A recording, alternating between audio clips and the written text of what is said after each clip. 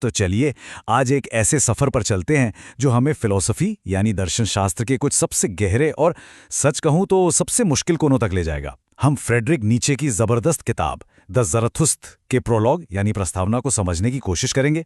ये कहानी है एक पैगंबर की जो अपनी तन्हाई की दुनिया से लौटकर इंसानों को एक बहुत ही कह सकते हैं खतरनाक तोहफा देने आता है। तो आइए ज़रथुस्त्र के सफर की शुरुआत करते हैं।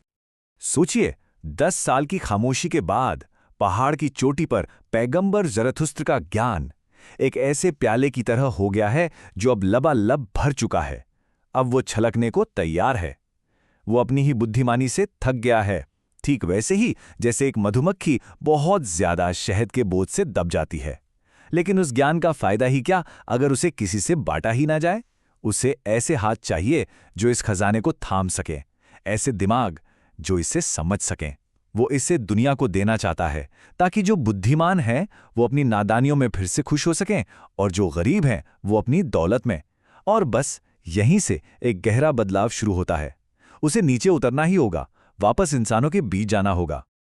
जैसे ही वो अपने पहाड़ से नीचे उतरता है, जंगल के वीरानिकी में ज़रथुस्त्र की पहली मुलाकात एक बूढ़े संत से होती है। ये कोई मामूली मुलाकात नहीं है, ये तो दो दुनियाओं का, दो अलग अलग जमानों का, दो बिल्कुल जुदा सोच का टकराव है।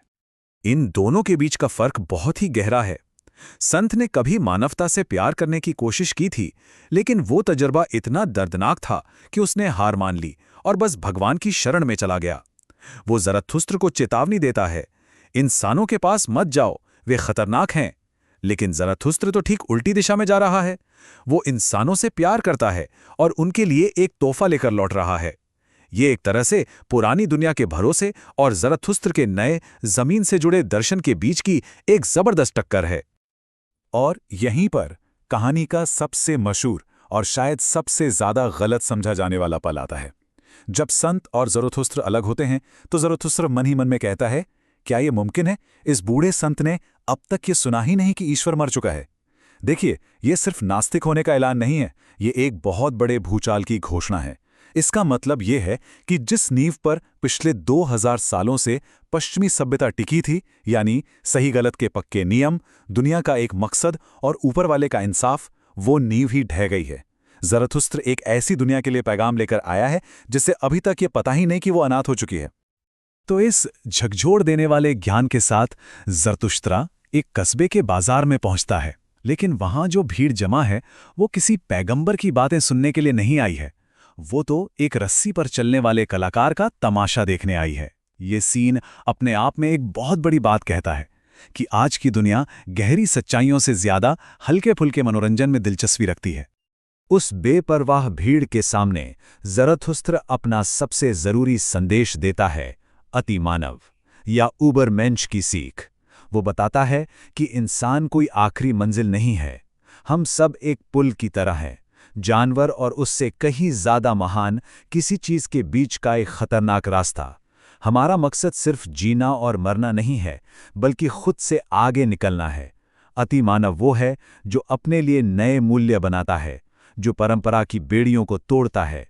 वो जिंदगी को उसकी खौफनाक खूबसूरती और उसके गहरे दुख दोनों रूपों में अपनाता है और उसी दुख का इस्तेमाल कुछ नया, कुछ सुंदर बनाने के लिए करता है। लेकिन अतिमानव के इस ऊंचे आदर्श के ठीक उलट ज़रथुस्त्र एक बहुत ही डरावनी चेतावनी भी देता है, और वो है अंतिम मनुष्य का नजरिया। ये वो इंसान है जो इंसानियत के पतन का प्रतीक है। ये वो है जो सिर्फ आराम, सुरक्षा और छोटी छोटी खुशियां चाहता है। वो कोई जोखिम नहीं लेता, उसके कोई बड़े सपने नहीं होते। वो हर चीज को खींचकर अपने छोटे से दायरे में ले आता है। ये वो है जो कहता है, हमने खुशी का आविष्कार कर लिया है, और आंखें झपकाता है। तो यहां इंसानियत के सामने एक विकल्प है। दो रास्ते हैं। एक रास्ता है अतिमानव का, खुद पर विजय पाने का एक खतरनाक ऊंचा रास्ता, जहां इंसान तकलीफ और उथल-पुथल को गले लगाता है ताकि वो खुद से आगे बढ़ सके। और दूसरा रास्ता है अंतिम मनुष्य का, आत्मसंतुष्टि का एक आरामदायक नीचा रास्ता, जहां इंसान हर खतरे से बचता है और एक छोटी सुरक्षित दुनिया में सिमट कर रह जाता है। ज़रथुस्त्र चुनौती देता है, कहाँ है वो बिजली जो तुम्हें अपनी जबान से छूकर जाएगी? कहाँ है वो पागलपन जिसका टीका तुम्हें लगना चाहिए? देखो, मैं तुम्हें अतिमानव के बारे में बताता हूं। वो ही ये बिजली है, वो ही ये पागलपन है। लेकिन इस चुनौती पर भीड़ का क्या रिएक्शन होता है? वो उसका मजाक उड़ाते हैं, वो उसके ऊंचे आदर्श को ठुकरा देते हैं। उन्हें अति मानव का खतरनाक रास्ता नहीं चाहिए, वो तो अंतिम मनुष्य के आराम की भीख मांगते हैं। उनकी ये प्रतिक्रिया इंसान के स्वभाव के बारे में एक कड़वी सच्चाई बताती है कि अक्सर हम महानता की जगह सहूलियत को चुनते हैं। वो चिल्लाते हैं, हमें ये अंतिम मनुष्य बना दो ज़रथुस्त्र, और हम तुम्हें अति मानव का तोहफा दे देंगे। जैसे ही भीड़ ज़रथुस्त्र का मजाक उड़ा रही होती है, उनका ध्यान उस कलाकार की तरफ चला जाता है जिसके लिए वो सब इकट्ठा हुए थे। अब जो होने वाला है वो सिर्फ एक हादसा नहीं, बल्कि एक बहुत ही शक्तिशाली प्रतीक है।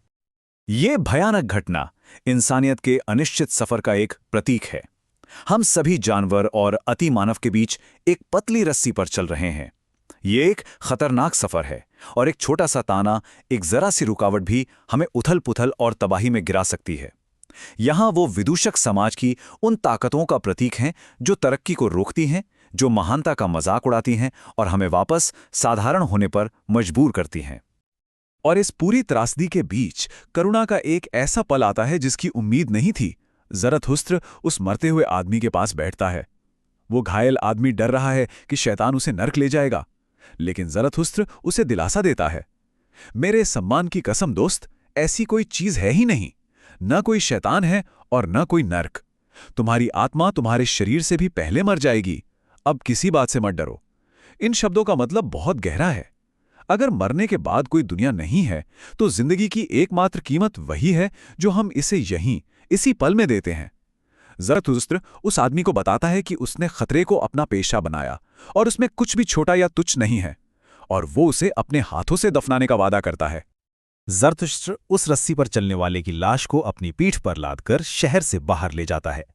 इस भयानक अनुभव के बाद जैसे ही रात होती है, उसे अपने मिशन की असली हकीकत के बारे में एक गहरा एहसास होता है। अब ज़रथुस्त्र की रणनीति में एक बहुत बड़ा बदलाव आता है। उसे ये बात समझ आ जाती है कि वो आम जनता को उपदेश नहीं दे सकता। भीड़ यानी झुंड उसकी बात कभी नहीं समझेगा। उसे अनुयायी यानी फॉलोअर्स भी नहीं चाहिए जो आंख बंद करके उसके पीछे चले। उसे सह निर्माता यानी को क्रिएटर्स चाहिए। उसे ऐसे साथी चाहिए जो उसके साथ मिलकर नए मूल्य लिख सकें, जो पुरानी दुनिया को नष्ट करने और एक नई दुनिया का जश्न मनाने में उसका साथ दें। उसका काम झुंड का चरवाहा बनना नहीं है, बल्कि कुछ चुनिंदा लोगों को उस झुंड से दूर ले जाना है। और इसी के साथ ये प्रस्तावना खत्म होती है। ज़रथुस्त्र अब एक नए और ज्यादा फोकस्ड रास्ते पर निकल पड़ता है। वो आम जनता को बदलने का बड़ा ख्याल पीछे छोड़ देता है। अब उसका मकसद है रचनाकारों, फसल काटने वालों और जश्न मनाने वालों को खोजना। वो उन कुछ चुनिंदा लोगों के लिए एक गाइड बनेगा जो इंद्रधनुष और अति मानव तक जाने वाली सीढ़ियों को देखने के लिए तैयार हैं। तो आखिर में ज़रथुस्त्र हमें एक बहुत ही गहरे सवाल के साथ छोड़ जाता है। एक अनुयायी होने और एक सह निर्माता होने में क्या अंतर है? क्या हम सिर्फ उन मूल्यों का पालन कर रहे हैं जो हमें दिए गए हैं, या फिर हम खुद नए मूल्य बनाने का साहस रखते हैं? ये सवाल सिर्फ ज़रथुस्त्र के लिए नहीं है, ये हम में से हर एक के लिए है।